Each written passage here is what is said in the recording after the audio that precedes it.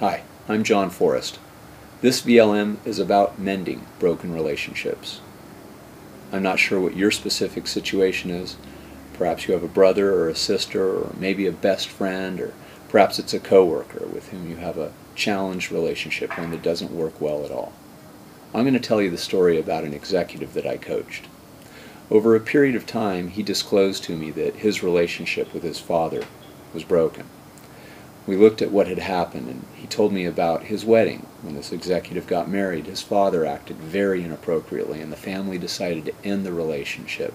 Now, several years later, he felt like he had unfinished business and wanted to put that relationship back together, and most importantly, wanted his children to be able to have an experience of their grandfather.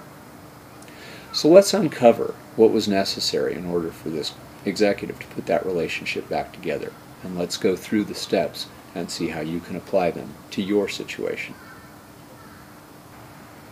Getting started is always the hardest part. Making that initial contact can be nerve-wracking. There's three major questions that you need to ask yourself prior to making that initial contact, and doing so will make it far easier to move forward on putting that relationship back together. Here's the three questions. You have to ask yourself, what is it that you really want? You need to be willing to face the truth about what really happened, and you need to determine what it is that you're the most afraid of. I worked through these three questions with the executive that I was coaching. Here's what we came up with. The very first question, what is it that you really want, was really very easy for him.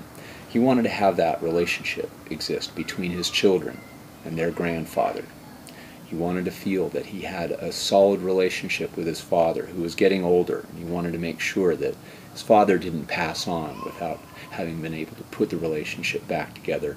And he wanted his father to be able to enjoy family get-togethers and holidays without worry about any kind of mishap or inappropriate behavior. Those were the things that he truly wanted. Knowing this and having them solidly in mind gave him a lot of courage and confidence to move forward. That second piece about being able to determine what the truth is about what really happened gave him pause for reflection. He considered what really happened. He had his point of view, what he thought had occurred. Then he realized that his father had his own point of view about what happened. And then there was the truth that lay somewhere in between. And making an effort to understand what that truth was gave him that ability to forgive his father and let that man be who he really was, without the judgment. And then the third key was addressing that which he was the most afraid of. Naturally, his biggest concern was that his father would act inappropriately again in a family situation and cause a lot more pain and mayhem in their family.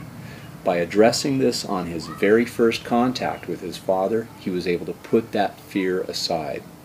That's a challenging thing to start with, but if you'll start with the hardest thing first, that which you're the most afraid of, you'll find that your fear usually vanishes. And if it turns out that that is going to be a problem again, wouldn't you want to know that right at the very beginning of mending the relationship? So by doing these steps, the results were fantastic.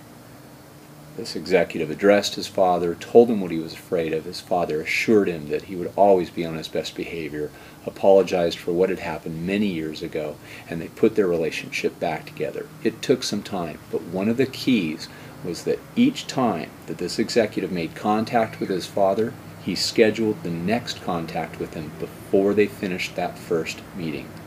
So they always had their next steps in mind as they were wrapping up each time they got together.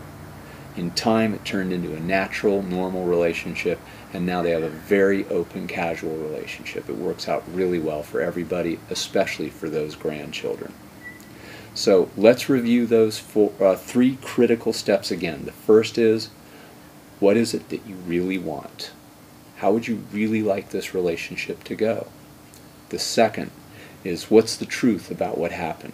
There's your view of it, there's the other person's view of it, and then there's the truth somewhere in the middle. When you can get to that truth, it's easier to forgive and let that other person be the person they are. And the third thing is to be absolutely clear about what it is you're most afraid of and address that first. This is one of the many communication success tools in the Stay Calm method. Apply it now and you'll see better results in your life tomorrow.